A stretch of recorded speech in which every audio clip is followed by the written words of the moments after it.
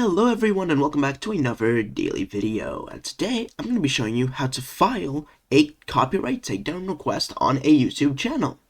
So the first thing you're going to want to do is go over to your icon right up here and click YouTube Studio.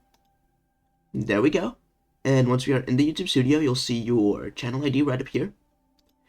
And all you need to do is go down to the copyright section and click on the new removal request button.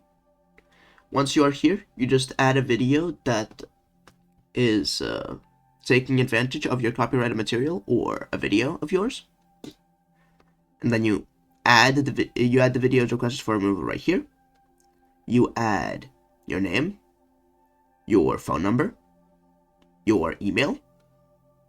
You add a secondary email if you feel that's necessary, your relationship to the copyrighted content, your country, your street address, your city, your state or province, and your zip code.